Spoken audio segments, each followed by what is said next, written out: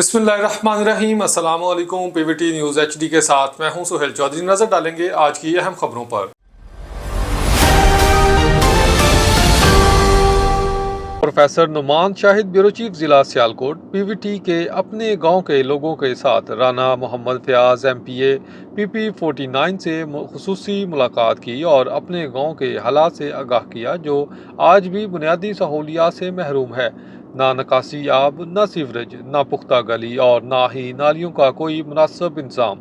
राना मोहम्मद फयाज, जो कि पसरूर के लिए किसी मसीहा से कम नहीं, यकीन दहानी करवाई इंशाअल्लाह जल्द भगतपुरा के तमाम काम जल्द मुकम्मल करवाए जाएंगे और दीगर गाँव की तरह भगतपुर का मसाली तरक्की याफ्ता बनाया जाएगा।